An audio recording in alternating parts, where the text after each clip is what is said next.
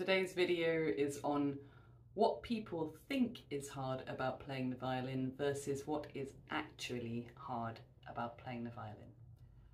So, when most people think about the violin, they think that it's the hardest instrument in the world. And to some extent they may be right, although I haven't tried every instrument, so I can't vouch for that. The first thing that comes to mind for most people, I believe, is that the violin takes so long to learn that it's impossible to achieve learning it in one lifetime. So, first of all, do I think that's true? No.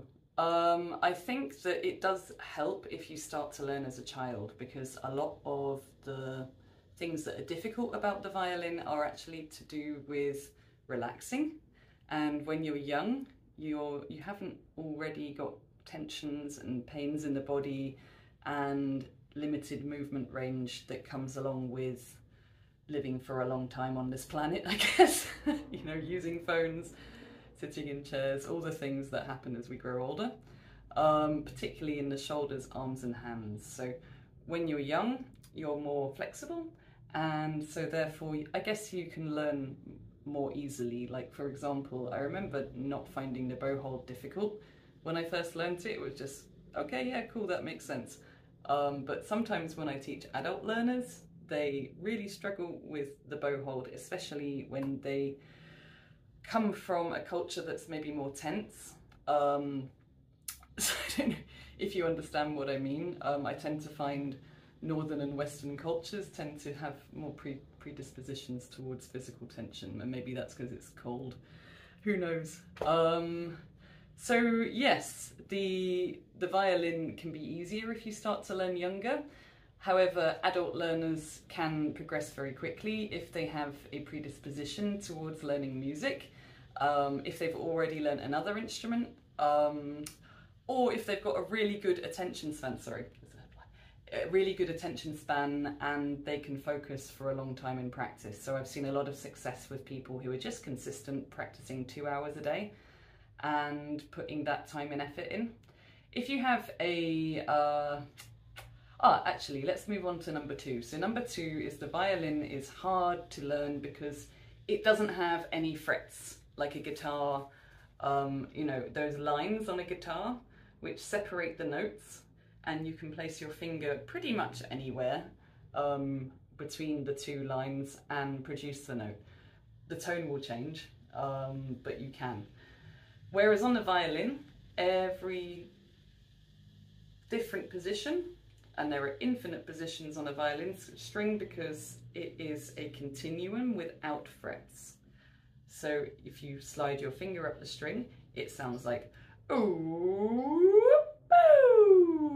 rather than boo boo boo boo boo boo boo boo boo boo boo, which would happen if you slide your finger up a guitar neck and continue to play it if you had a bow, for example. So, is that true? Yep, I would say it is true. You can now buy these finger maps off Amazon. I'll do a link in the description, which can be really helpful as a guide when first learning.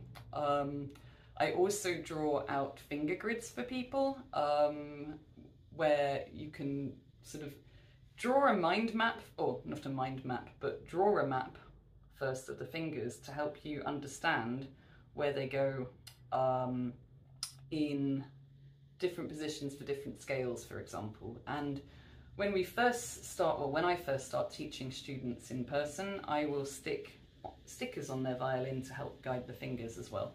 So I find the more that you mentally picture where the notes are and understand the relationship between the notes and the different positions on the violin, then the easier it is to know where the notes are going to be. And that comes obviously through practice, but I try to give people especially people who do think more visually perhaps, like I do, that a way to map out the fingerboard in a way that makes sense like a guitar. So I sort of draw frets down for people because the relationship between the notes is similar to a guitar. Obviously there are different intervals between the strings, but you can fret it in your mind.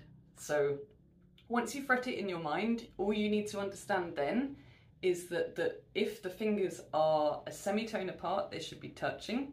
And if they're a tone apart, they should have roughly 1 finger's width distance between them. Obviously, it depends on the size of your fingers, but a gap.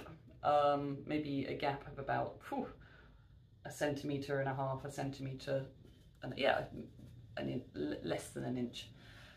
But it depends on the neck length as well, whether you have a standard neck or not. I mean, there's so many factors involved. So yeah, you need to have a decent sense of pitch to play the violin. And when I first started learning the violin, one of the things that my teacher tested before I learnt with them was my pitch, because he didn't accept students if they didn't have a certain level of pitch perception, or at least he would prioritise those students. So do I think that is necessary? I do think you can learn pitch, and because I'm committed to equal opportunities, I've never had such a policy. I think it's kind of archaic, to be honest, and I do believe from my experience teaching that everyone can improve their pitch perception over time. So for me, I would never reject a student based on that, but I might explain to them in the early lesson, look, you know, you'd need to work pretty hard on your pitch perception in order to be able to get to a decent level. And I've seen people start from a very blurry pitch perception, and by pitch perception I mean ability to hear when something is in tune or not. That's very important. If you can't, then yeah, you can rely on the grids, but it will only take you so far. But say for example, if you want to be a fiddler, most fiddle music, and I mean like folk jigs, Irish, Scottish reels, you know, this kind of music, can be played in first position and can be mapped with a grid. You can also get capos for violins, I've discovered recently, so if you're playing fiddle music, that can work quite well. The easiest keys to play if you don't have good pitch perception are the open string keys, so that's A, G and D. They're the easiest on the violin, so you can get a violin capo. I'll link to that in the description, where you can buy those from. I've never tried one though, but I'm going to order one and try it soon because I'm fascinated by it. But it doesn't work in every scenario, and certainly shouldn't be relied upon if you want to learn violin beyond first position. So, you know, if you want to get to an advanced level, maybe don't buy a capo, but if you want to play really fast fiddle music quickly, then a capo could help you. So, what else is a myth, or not necessarily myth, but do people commonly perceive to be difficult about the violin? The bow! The bow's so difficult! Yeah, for me, the bow was probably the challenge. My left hand I find very easy to relax and move around the violin.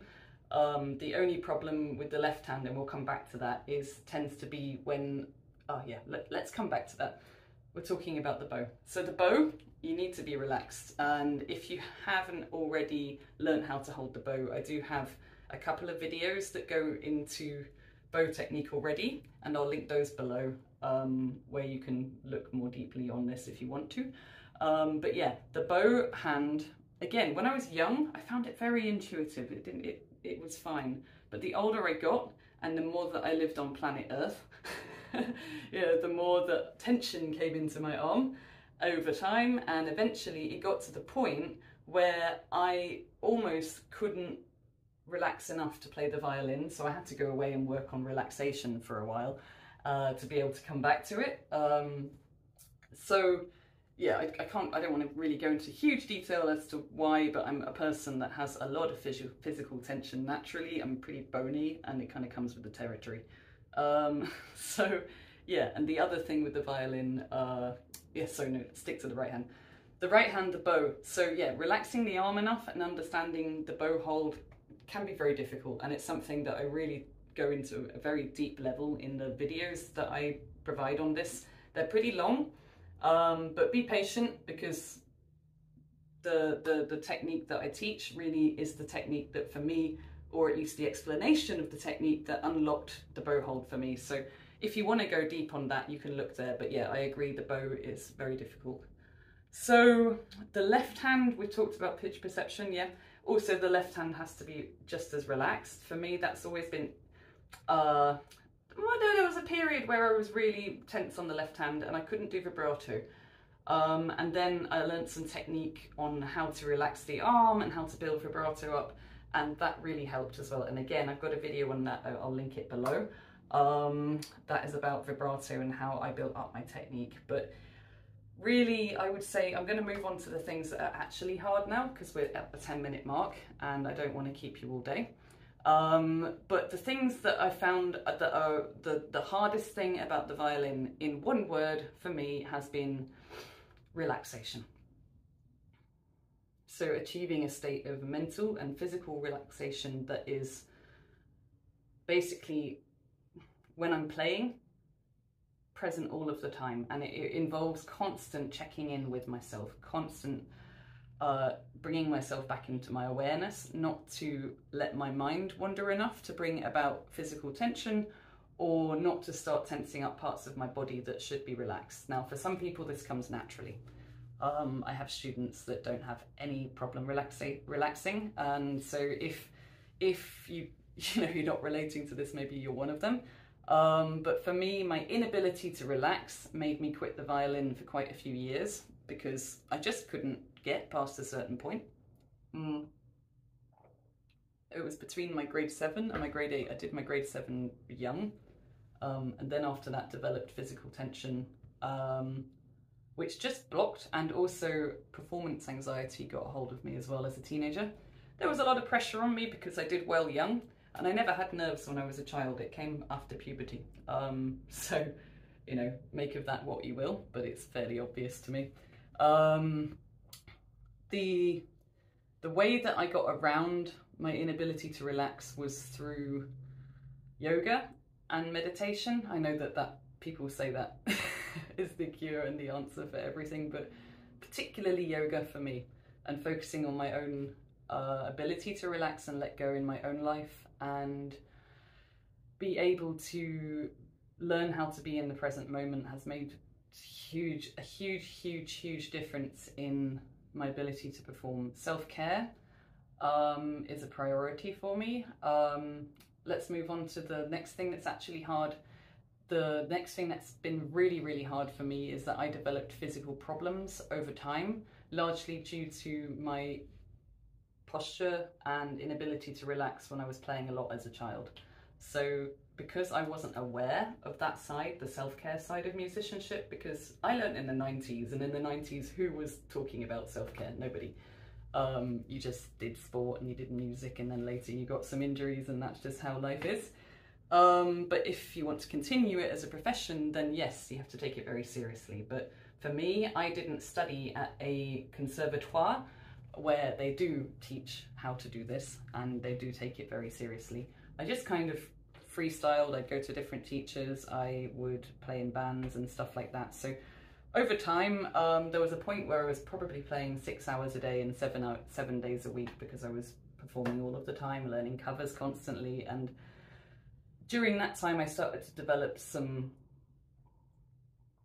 problems in the right arm, which actually, no, I did first notice those when I was playing in a punk band in my 20s. So again, playing with a loud punk band is a recipe for causing yourself problems as well with the bow arm. So, you know, as I get older, I'm starting to have a predisposition towards gentler music, just because I want to be able to continue to play, and I've really battered my right arm. So that's been the hardest thing. I have constant self-care stretches. I've got videos about this where I go into more detail of you know, the sort of day-to-day things that you need to do in order to maintain your ability to play the violin a lot and for a long time.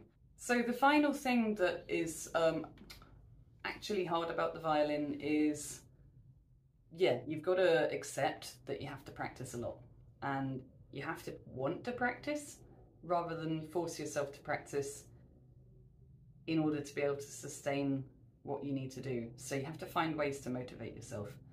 Normally for me, it's getting the practice started that is the hard thing, and once I start, then I'm good to go for ages.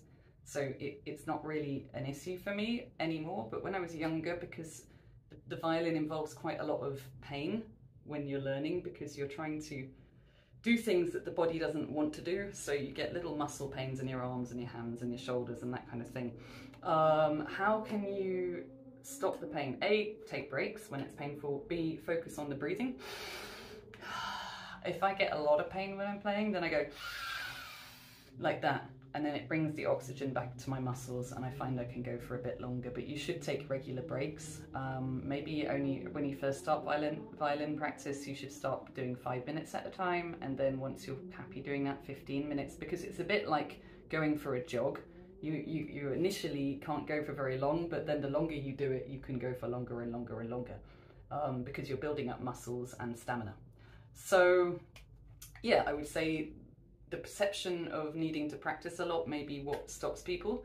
You have to prioritize that as well. That's pretty difficult. So for me, because I did a lot of my advanced learning as an adult whilst working, I had to find time to practice, and to prioritize that, I ended up freelancing so that I could decide my working hours and attend rehearsals when I needed to, and devote at least a couple of hours a day to practice. So, you know, I'd maybe finish work at 4 o'clock, practice for 2 hours, then go to a rehearsal. But I'd also work in the morning on my laptop. I was very early to remote work before all of this COVID stuff happened. Oh God, I've said that word.